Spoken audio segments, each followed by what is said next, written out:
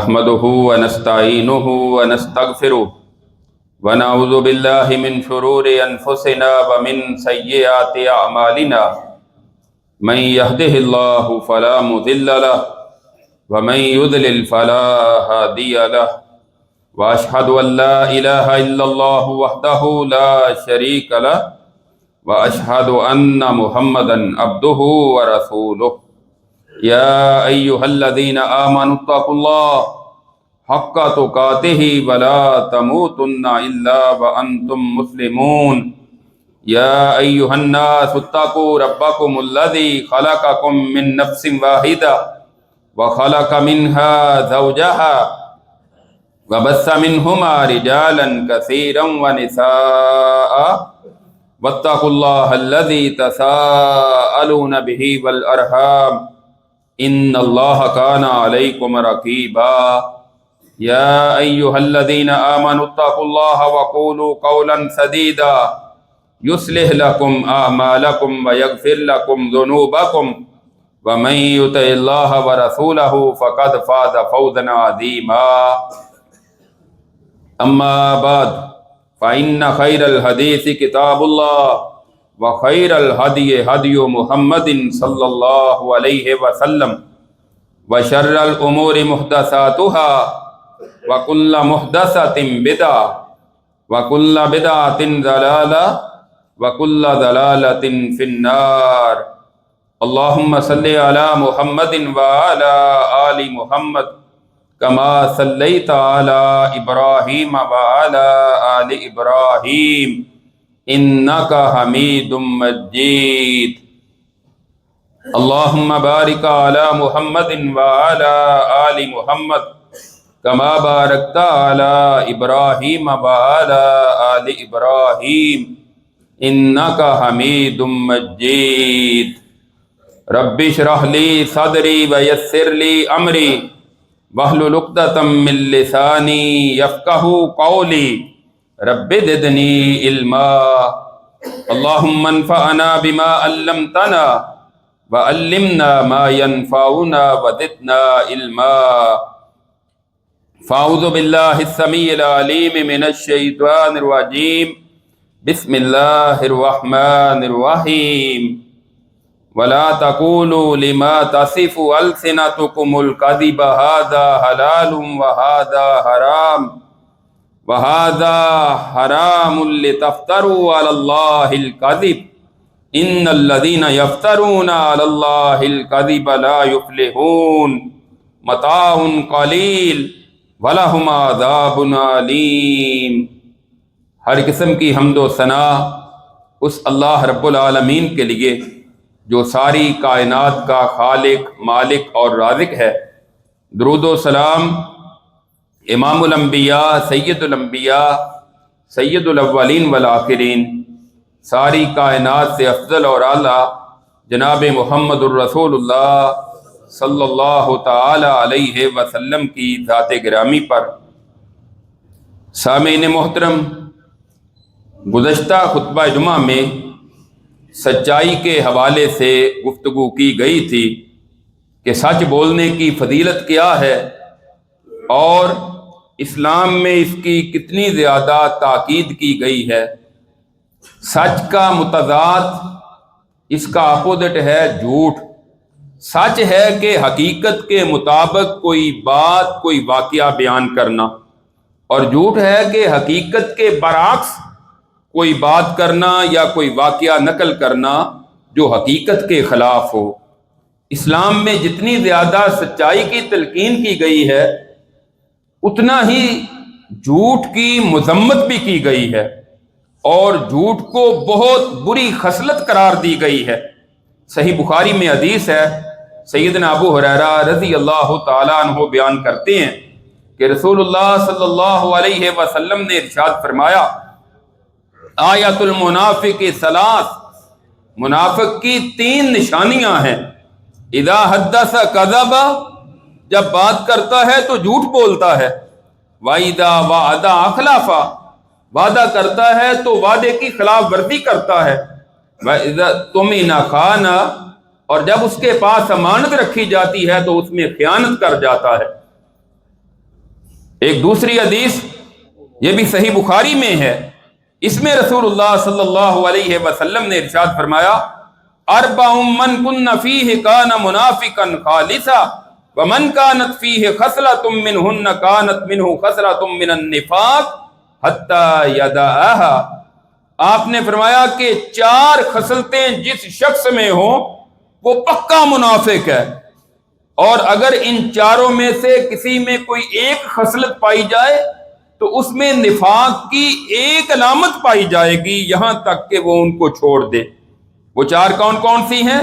اذا تمن خان، جب اس کے پاس امانت رکھی جائے اس میں خیانت کرے، واذا حدث کذب، اور جب بات کرے تو جھوٹ بولے، واذا عاہد غدر، اور وعدہ کرے تو دھوکہ دے جائے، واذا خاصم فجر، اور جب لڑائی کرے تو گالی گلوچ پر اتر آئے۔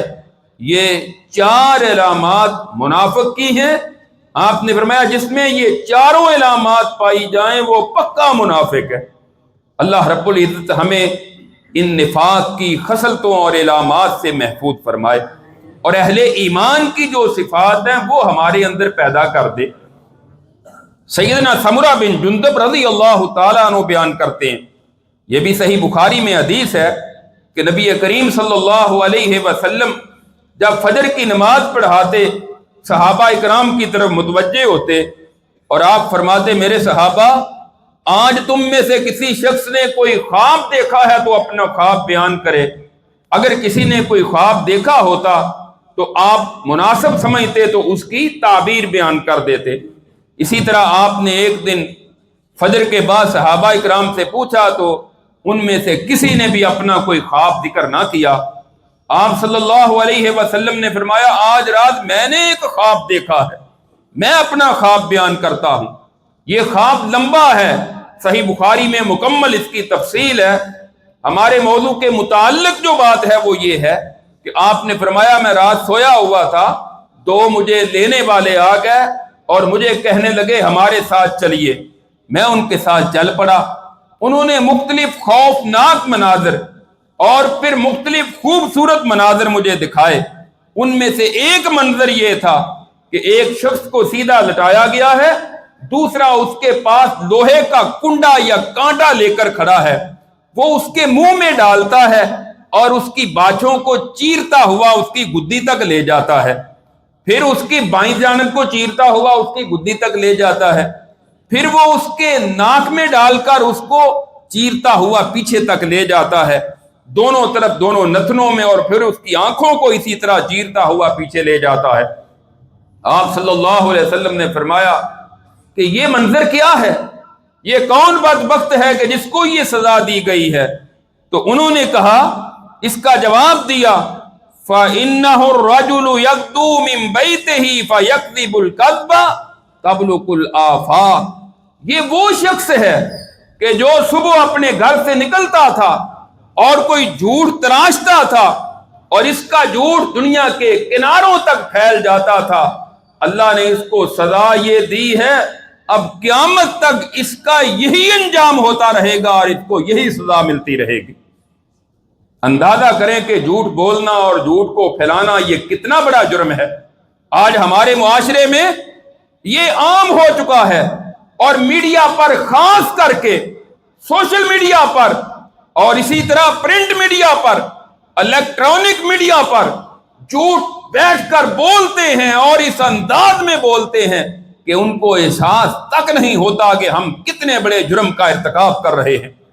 اور پھر ایک جھوٹ بولتے ہیں تو جو اس دور میں تو یہ بات سمجھنی مشکل تھی کہ وہ دنیا کے کناروں میں کس طرح پھیل جاتا ہے، آج کے دور میں تو ہمارے لیے ہمارے سامنے یہ پریکٹیکلی آ گیا ہے کہ ایک جھوٹ بولتا ہے اور چند منٹ کے اندر وہ دنیا کے کناروں تک، بلکہ چند سیکنڈ کے اندر وہ دنیا کے کناروں تک جھوٹ پھیل جاتا ہے۔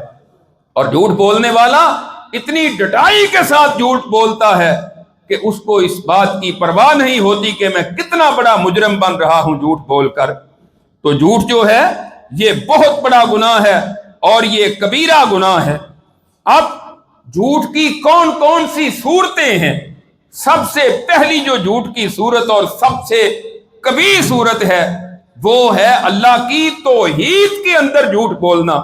سیدنا انس بن مالک رضی اللہ تعالیٰ عنہ بیان کرتے ہیں، صحیح بخاری میں یہ حدیث ہے، رسول اللہ صلی اللہ علیہ وسلم نے ارشاد فرمایا ما من احد یشہد ان لا الہ الا اللہ وان محمد رسول اللہ صادقا من قلبہ الا حرمہ اللہ علی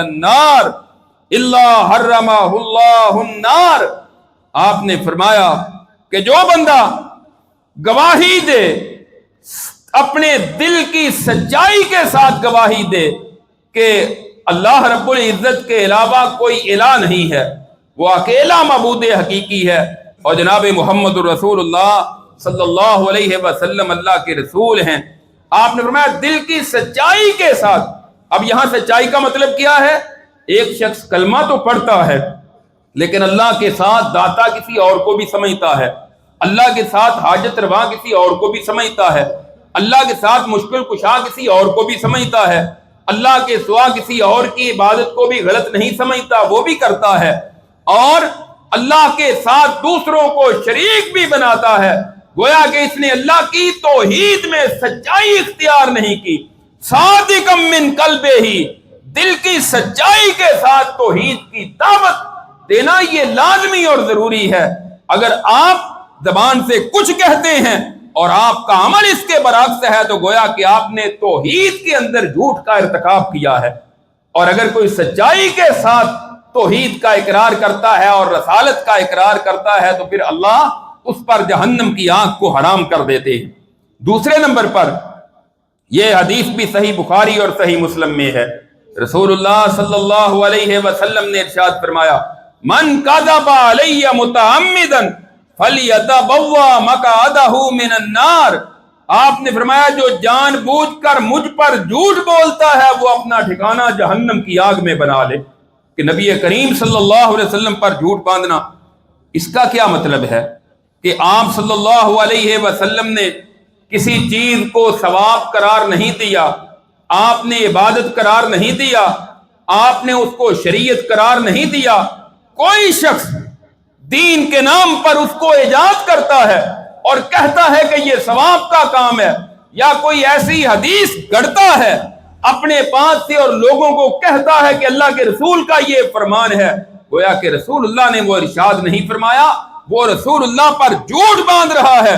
آپ نے فرمایا یہ شخص اپنا ٹھکانہ جہنم کی آگ میں بنا لے۔ آج سوشل میڈیا پر کتنی ہی لوگ شیئر کرتے ہیں اور نشر کرتے ہیں، لائک کرتے ہیں، اور تحقیق تک نہیں کرتے کہ یہ رسول اللہ کا فرمان ہے بھی یا نہیں، بلکہ کتابیں بھری پڑی ہیں کہ رسول اللہ کے نام پر کہ اللہ کے رسول کا یہ فرمان، اللہ کے رسول کی یہ سنت، رسول اللہ کا اس کے ساتھ دور کا بھی تعلق نہیں ہوتا، اللہ کے رسول نے وہ فرمایا نہیں ہے، تو گویا کہ آپ رسول اللہ پر جھوٹ باندھ رہے ہیں۔ اور آپ نے فرمایا جو یہ کام کرے گا وہ اپنا ٹھکانہ جہنم کی آگ میں بنا لے۔ تو بلا وجہ بغیر تحقیق کے کوئی بھی چیز آگے بیان کرنا، شیئر کرنا، یہ بہت بڑا جھوٹ ہے۔ آپ اس کو بیان نہ کریں، آگے اس کی تحقیق کریں۔ تحقیق کیسے؟ کہ کسی نے کہا کہ یہ حدیث ہے، آپ کہیں کہ اس کا کوئی حوالہ دیں، اس کا کوئی ریفرنس دیں، کہتا ہے ٹھیک ہے جی بخاری شریف میں ہے، آپ موبائل کھولیں بخاری شریف سے چیک کر لیں کہ اللہ کے رسول کا فرمان ہے بھی یا نہیں۔ اگر آپ نہیں چیک کر سکتے، اپنے خطیب سے، اپنے امام سے، کسی عالم دین سے اس کی تحقیق کر لیں، یہ رسول اللہ کا فرمان ہے تو پھر آپ اس کو شیئر کریں، آگے پھر اس کو نشر کریں، اس کو پھر آگے آپ بیان کریں، وگرنہ کہیں ایسا نہ ہو کہ آپ بھی رسول اللہ کے متعلق ایسی بات بیان کرنے والوں میں شامل ہو جائیں جو اللہ کے رسول کے ساتھ جس کا کوئی تعلق ہی نہیں ہے اور رسول اللہ نے وہ ارشاد فرمایا ہی نہیں ہے۔ بلکہ آپ نے یہ بھی ارشاد فرمایا ہے، آپ نے فرمایا کفا بالمرء کاذبا ان یحدث بکل ما سمع، کسی بندے کے جھوٹا ہونے کے لیے یہی کافی ہے کہ ہر سنی سنائی بات بغیر تحقیق کے آگے بیان کرنی شروع کر دے۔ ایک تو ہے سب بہت بڑا جرم رسول اللہ پر جھوٹ باندھنا، ایک ہے کہ عام سنی سنائی بات، آپ کو کسی نے آ کر کہا کہ فلاں بندہ ایسا ہے، آپ نے اس سے نہیں پوچھا، کوئی تحقیق نہیں کی، کوئی گواہی نہیں لی، آپ نے دوسروں کو بیان کرنا شروع کر دیا کہ وہ فلاں بندہ ایسا ہے، وہ فلاں ایسا ہے، کہ کسی کے نقص کو آپ بیان کر رہے ہیں، آپ کو اس کا علم نہیں ہے۔ تو آپ نے فرمایا جو سنی سنائی بات کو آگے بغیر تحقیق کے بیان کرتا ہے اس کے جھوٹا ہونے کے لیے یہی کافی ہے۔ اسی طرح جھوٹ بولنا تو کبیرہ گناہ ہے ہی ہے، اس کی ایک قسم جھوٹی گواہی دینا بھی بہت بڑا گناہ ہے۔ ایک تو ہے کہ آپ عام گفتگو میں جھوٹ بولیں، وہ بھی کبیرہ گناہ ہے، اور جھوٹی گواہی دینا یہ بھی بہت بڑا کبیرہ گناہ ہے۔ صحیح بخاری میں حدیث ہے، سیدنا ابو بکرہ رضی اللہ تعالیٰ عنہ بیان کرتے ہیں، رسول اللہ صلی اللہ علیہ وسلم نے کہتے ہیں کہ ہمیں ارشاد فرمایا، الا انبئکم باکبر الکبائر، اے میرے صحابہ کیا میں تمہیں کبیرہ جو گناہ ہیں، بڑے بڑے گناہ ہیں، ان کے متعلق خبر نہ دوں، میں تمہیں ان کی نشاندہی نہ کروں؟ کہتے ہیں کہ آپ نے 3 بار یہ سوال کیا۔ ہم نے کہا کیوں نہیں اللہ کے رسول، آپ ہمیں بتائیے کہ کون کون سے گناہ بڑے بڑے ہیں اور کبیرہ گناہ ہیں۔ آپ نے فرمایا الاشراک باللہ وعقوق الوالدین، پہلا سب سے بڑا جرم اور گناہ اللہ کے ساتھ کسی دوسرے کو شریک کرنا ہے، اللہ کی توحید میں کسی دوسرے کو حصے دار بنانا، شریک کرنا، یہ سب سے بڑا جرم ہے۔ اور دوسرا وعقوق الوالدین، والدین کی نافرمانی کرنا۔ آج نئی نسل جو ہے ان کو اپنے والدین کی عزت و احترام کی کوئی فکر نہیں ہے، الا ماشاء اللہ بہت کم ہیں جن کی اولادیں والدین کی فرما بردار ہیں، وگرنہ اپنے والدین کے ساتھ بدتمیزی کرنا، اپنے والدین کو گالی گلوچ کرنا، اپنے والدین کے ساتھ غلط رویہ اختیار کرنا، والدین کی نافرمانی کرنا، یہ معاشرے کا معمول بن چکا ہے اور یہ قیامت کی نشانیوں میں سے ہے۔ دوستوں کو بڑے عزت و احترام کے ساتھ، پروٹوکول کے ساتھ ان سے بات کریں گے، گفتگو کریں گے، اور اپنے والدین کے ساتھ ایسا رویہ اختیار کریں گے کہ جو کسی بھی طرح وہ مستحسن نہیں ہے بلکہ وہ قابل مذمت ہے۔ تو وحقوق الوالدین، اور آپ صلی اللہ علیہ وسلم ٹیک لگائے ہوئے تھے کسی چیز کے ساتھ، اس کے بعد آپ سیدھے ہو کر بیٹھ گئے اور پھر آپ نے فرمایا الا وقول الزور وشہادت الزور، خبردار جھوٹی بات اور جھوٹی گواہی جو ہے یہ بہت بڑا جرم ہے۔ حضرت ابو بکرہ رضی اللہ تعالیٰ عنہ کہتے ہیں کہ آپ نے پھر بار بار یہی کہہ رہے تھے الا وقول الزور وشہادت الزور، الا وقول الزور وشہادت الزور، خبردار لوگوں سن لو، جھوٹی بات اور جھوٹی گواہی یہ بہت بڑا جرم ہے۔ اور اللہ تعالیٰ نے قرآن کریم کی کئی آیات میں اس بات کی تلقین کی ہے کہ گواہی دو تو سچی گواہی، خواہ وہ تمہارے اپنے خلاف کیوں نہ ہو، اپنے رشتہ دار کے خلاف، والدین کے خلاف کیوں نہ ہو، گواہی سچی دینی چاہیے۔ آج ہمارے معاشرے میں عدالتوں میں 1000-2000 روپیہ دے کر جھوٹا گواہ پکڑ لیتے ہیں، وہ ساری کے سارے واقعات بیان کرنے شروع کر دیتا ہے جو کبھی اس نے نہ سنے ہیں نہ اس نے دیکھے ہیں، اور اپنے رشتہ دار کے ساتھ جا کے جھوٹی گواہی، جہاں چلے جو جھوٹی گواہی۔ بہت کم لوگ ہیں جو حق کے مطابق بات کریں، بات سچی گواہی جو آپ نے دیکھا ہے اس کے مطابق، حقیقت کے مطابق بیان کریں، خواہ وہ آپ کے اپنے کسی رشتہ دار کے خلاف ہی کیوں نہیں ہے۔ اور جھوٹی گواہی کے بعد بہت بڑا جرم اور جھوٹ کی ایک قسم ہے جھوٹی قسم کھانا۔ جھوٹی قسم، رسول اللہ صلی اللہ علیہ وسلم کے صحابی سیدنا ابو ہریرہ رضی اللہ تعالیٰ عنہ بیان کرتے ہیں، یہ ابو داؤد میں روایت ہے کہ نبی کریم صلی اللہ علیہ وسلم نے ارشاد فرمایا لا تحلفوا بآبائکم، لوگوں تم اپنے باپ دادا کی قسم نہ کھایا کرو، ولا بامہاتکم، نہ اپنی ماں کی قسم کھایا کرو۔ آج ہمارے معاشرے میں کوئی بیٹے کی قسم کھاتا ہے، کوئی ماں کی قسم، کوئی باپ کی قسم، کوئی کسی کی قسم، کوئی دودھ کی قسم، مختلف چیزوں کی قسمیں۔ اللہ کے رسول کی کیا تعلیم ہے، آپ نے کیا تربیت کی؟ آپ نے فرمایا لوگوں لا تحلفوا بآبائکم، تم باپ دادا کی قسم نہ کھایا کرو، ولا بامہاتکم، اور نہ تم ماؤں کی قسمیں کھایا کرو، ولا بالانداد، اور نہ بتوں کی قسمیں کھایا کرو، اللہ کا کسی کو شریک بنا کر اس کی قسم کھاؤ، ولا تحلفوا الا باللہ، किसी की भी कसम ना खाओ सिवाय अल्लाह के, सिर्फ अल्लाह की कसम खानी जायज है। और फिर आपने फरमाया वला तहलिफू बिल्लाह इल्ला व अंतुम सादिकून, और अल्लाह की कसम भी ना खाओ मगर सच्चे हो तो फिर खाओ, यानी सच्ची कसम, झूठी कसम खानी जायज नहीं। अल्लाह के नाम की भी झूठी कसम खाना ये बहुत बड़ा जुर्म है और ये भी कबीरा गुनाह है।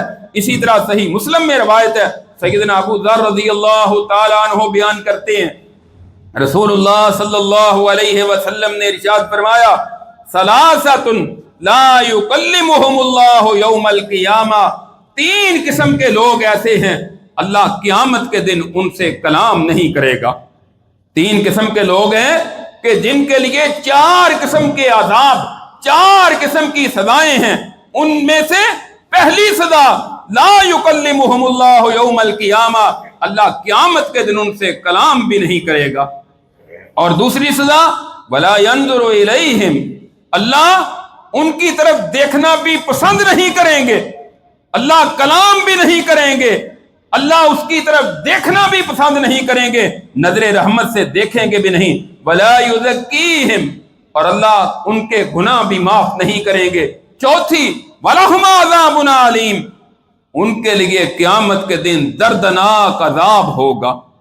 तीन किस्म के लोगों के लिए चार सजाओं का जिक्र किया गया। वो कौन कौन से तीन किस्म के लोग हैं आप अंदाजा करें जरा। जब अबू ज़र रज़ियल्लाहु ताला अन्हु इस हदीस को बयान किया, रसूलुल्लाह सल्लल्लाहु अलैहि वसल्लम से जब सुनी तो कहते हैं अल्लाह के रसूल आप बार बार यही बात जब कह रहे थे ना कि चार सजाएं हैं तीन किस्म के लोगों के लिए, हजरत अबू ज़र कहते हैं खाबू व खासिरू मन हुम या रसूल अल्लाह, अल्लाह के रसूल वो लोग तो तबाह हो गए, वो तो नाकाम हो गए, वो तो खसारे में चले गए जिनको ये चार सजाएं क़यामत के दिन मिल गई। वो कौन है अल्लाह के रसूल, हमें बता दीजिए। सहाबा का पूछने का मकसद क्या था? ताकि हम उन तीन किस्म के लोगों में शामिल ना हो जाएं, और हमारा सुनने का मकसद भी यही होना चाहिए कि हम भी उन तीन किस्म के लोगों में शामिल ना हो जाएं। फिर आपने इरशाद फरमाया अल मुस्बिलो, पहला वो है जो अपना कपड़ा टखने से नीचे लटकाने वाला है, टखने से नीचे लटकाने वाला। जरा अंदाजा करें कि हम में से कौन कौन है जिसका कपड़ा टखने से नीचे रहता है। औरतों के टखने से नीचे होने चाहिए। हमारे मुआशरे में काम उल्ट चल रहा है, औरतों के टखने नंगे और मर्दों के टखने डांपे हुए। और बहुत सारे लोगों को देखा जाता है मस्जिद में आते हैं तो नमाज के वक्त वो टखने नंगे कर लेते हैं और मस्जिद से निकलने से पहले वो नीचे कर लेते हैं। अल्लाह के बंदो ये गलत है, ये गुनाह है। चार किस्म की सजाएं हैं उस शख्स के लिए। कौन? जो अपना कपड़ा टखने से नीचे रखता है। आप मर्द हैं तो फिर आप कपड़ा ऊपर रखें। आप क्यों डरते हैं? अल्लाह के रसूल का फरमान है, रसूलुल्लाह ने बड़ी तलकीन की है और बड़ी ताकीद की है। आपने फरमाया जो कपड़ा नीचे रखता है टखने से उसके लिए चार सजाएं हैं, इसलिए इसका एहतमाम करें, अपना कपड़ा नीचे ना किया करें। आपने शलवार पहनी है, पैंट पहनी है, तहबंद है, पजामा है, कोई भी लिबास है, तो आपका लिबास जो ऊपर से लटक रहा है या कमीज इतनी लंबी हो जाए कि टखने से नीचे चली जाए तो आप इस किस्म के लोगों में शामिल हो गए और आप इस गुनाह में मुलव्वस हो गए। दूसरा आपने फरमाया वल मन्नान, और एहसान जतलाने वाला, किसी के साथ नेकी की फिर एहसान जतलाया। नेकी करने के बाद उसको अल्लाह से अजर की उम्मीद रखनी चाहिए, किसी पर एहसान नहीं जतलाना चाहिए। वल मुनफ्फिकु सिलअतहु बिल हलिफिल काज़िब, वल मुनफ्फिकु सिलअतहु बिल हलिफिल काज़िब, और आपने फरमाया तीसरा वो बंदा जो झूठी कसम खाकर अपना सामान बेचता है, कारोबार करता है, तिजारत करता है झूठी कस्में खाकर, इसके लिए भी ये चारों किस्म के अजाब हैं क़यामत के दिन। अल्लाह हमें इन तीन किस्म के लोगों में शामिल ना करे। अल्लाह हमें ऐसे गुनाहों से बचने की तौफीक अता फरमाए। इसी तरह सही बुखारी की एक और हदीस हजरत हकीम बिन हिजाम रज़ियल्लाहु ताला अन्हु बयान करते हैं, رسول اللہ صلی اللہ علیہ وسلم نے ارشاد فرمایا البیعان بالخیار ما لم یتفرقا، آپ نے فرمایا دو بندے خرید و فروخت کرنے والے جب تک مجلس میں موجود ہوتے ہیں دونوں کے پاس اختیار ہوتا ہے سودے کو فسخ کرنے کا، سودا واپس کر دیں جب تک مجلس میں موجود ہیں۔ مجلس سے اٹھ کر چلے گئے، اب بیع پکی ہو گئی، اب بغیر کسی وجہ کے واپس کرنے کے مجاز نہیں ہیں۔ ہاں دوسرا بندہ ایکسپٹ کر لے تو کوئی حرج نہیں، لیکن زبردستی نہیں کی جا سکتی کہ آپ نے مجھے یہ چیز بیچی تھی اب لہذا واپس کرو۔ ہاں اس میں کوئی نقص واقع ہو جائے، معاہدے کی خلاف ورزی ہو تو یہ الگ بات ہے۔ پھر آپ نے فرمایا فَإِن صَدَقَا وَبَيَّنَا بُورِكَ لَهُمَا فِي بَيْعِهِمَا، فرمایا اگر دونوں سچ بول رہے ہیں، اپنے مال کے اپنے سامان کے عیبوں کو ظاہر کر رہے ہیں، تو ان دونوں کی بیع میں ان کی تجارت میں برکت دی جائے گی۔ اور اگر وَإِن كَذَبَا وَكَتَمَا مُحِقَتْ بَرَكَتُ بَيْعِهِمَا، اور اگر دونوں جھوٹ بول رہے ہیں اور عیبوں کو چھپا چھپا کے بس سامان بیچ دیا، ان دونوں کی تجارت اور کاروبار سے برکت ختم کر دی جاتی۔ تو جھوٹ بول کر کاروبار کرنا یہ بھی ایک جھوٹ کی بڑی اہم صورت ہے کہ جس میں اکثر لوگ ملوث ہو چکے ہیں۔ دکان پر بیٹھ کر جھوٹ بولنا، اپنی چیز کو اچھا قرار دینا خواہ اس کے اندر جتنے بھی عیب ہوں، یہ بہت بڑا جرم ہے۔ اس طرح کاروبار میں برکت نہیں ہوتی۔ بظاہر آپ کو مال نظر آتا ہے کہ آپ کے مال میں کافی پرافٹ آ گئی ہے، لیکن اس میں برکت ختم ہو جاتی ہے۔ حضرت رفاع رضی اللہ تعالیٰ عنہ بیان کرتے ہیں کہ کہتے ہیں کہ نبی کریم صلی اللہ علیہ وسلم تشریف لائے، لوگ تجارت میں مشغول تھے، آپ نے ان کو بلایا، یا معاشر التجار، اے تاجروں کی جماعت۔ لوگ جلدی آپ کی طرف متوجہ ہو گئے، اپنے کان آپ کی طرف کر لیے، نگاہیں آپ کی طرف کی، اپنے سروں کو اٹھایا۔ اللہ کے رسول کیا فرمانے والے ہیں؟ آپ نے فرمایا ان التجار یبعثون یوم القیامت فجارا الا من اتقى اللہ وبر وصدق۔ فرمایا لوگوں سن لو، قیامت کے دن تاجر جو ہیں یہ گناہگار کی صورت میں اٹھائے جائیں گے، مگر وہ جو اللہ سے ڈرنے والا ہے اور نیکی کرنے والا ہے اور سچ بولنے والا ہے وہ تاجر بچے گا، جو اللہ سے ڈر کر کاروبار کرتا ہے، جو نیکی کرتا ہے اور سچ بولتا ہے۔ باقی تاجر جو ہیں وہ پکڑے جائیں گے قیامت کے دن، ان کا گناہگار لوگوں کی صف میں شمار ہوگا۔ لہذا کاروبار کرتے ہوئے بھی آپ کو جھوٹ سے بچنا چاہیے اور اپنے سامان کے عیب کو چھپانا نہیں چاہیے، بلکہ لوگوں کے سامنے بیان کرنا چاہیے۔ اسی طرح ابو داؤد میں حدیث ہے، رسول اللہ صلی اللہ علیہ وسلم فرماتے ہیں ویل للذی یحدث بالحدیث لیضحک بہ القوم فیکذب ویل اللہ۔ آپ فرماتے ہیں ہلاکت اس بندے کے لیے، تباہی اس بندے کے لیے، بربادی اس بندے کے لیے جو لوگوں کو ایسی باتیں بیان کرتا ہے تاکہ ان کو ہنسائے، ان کو ہنسانے کے لیے وہ جھوٹ بولتا ہے۔ ایسے بندے کے لیے تباہی ہے، بربادی ہے، اس کے لیے بربادی ہے اس بندے کے لیے۔ یہ جو جھوٹے لطیفے بیان کر کر کے دوسروں کو خوش کرتے ہیں، یا حقیقت میں ایسا نہیں ہوتا، لوگوں کو ہنسانے کے لیے جھوٹ بولتے ہیں۔ آپ نے فرمایا ایسے بندوں کے لیے اس سے معلوم ہوتا ہے مذاق میں بھی جھوٹ نہیں بولنا چاہیے، حقیقت پر رہنا چاہیے۔ مذاق کرنا جائز ہے، آپ کسی سے مذاق کر سکتے ہیں، آپ کسی کے ساتھ اس انداز میں گفتگو کر سکتے ہیں جس طرح رسول اللہ علیہ وسلم کرتے تھے، لیکن اس میں بھی جھوٹ کا عنصر نہیں ہونا چاہیے، جھوٹ نہیں بولنا چاہیے۔ اسی طرح آپ نے فرمایا، ابو داؤد میں ایک حدیث ہے، آپ فرماتے ہیں میں اس کو جنت کے درمیانے درجے کی یا جنت کے درمیان ایک گھر کی ضمانت دیتا ہوں، لمن ترک الکذب وان کان مازحا، جس نے جھوٹ چھوڑ دیا اگرچہ مذاق میں ہی کیوں نہ ہو۔ مذاق میں بھی جھوٹ بولنے کی اجازت نہیں ہے، مذاق میں بھی آپ کسی کے ساتھ جھوٹ نہیں بول سکتے۔ ہمارے معاشرے میں تو 1 اپریل کو اپریل فول منایا جاتا ہے، جھوٹ بولنے کا دن، کافروں کی نکالی کرتے ہوئے، کفار کی تقلید کرتے ہوئے جھوٹ بول کر لوگوں کو اذیت دیتے ہیں، ان کو پریشانی سے دوچار کرتے ہیں، ان کو تنگ کرتے ہیں، یہ کافروں کا کام ہے، یہ مسلمانوں کا کام نہیں ہے کہ وہ یکم اپریل کو جھوٹ بولیں اور اپریل فول کے نام پر اپنی تباہی اور بربادی کر لیں، اپنا نامہ اعمال سیاہ کر لیں اور اپنی آخرت خراب کر لیں۔ رسول اللہ صلی اللہ علیہ وسلم نے تو مذاق میں بھی جھوٹ بولنے سے منع کر دیا ہے۔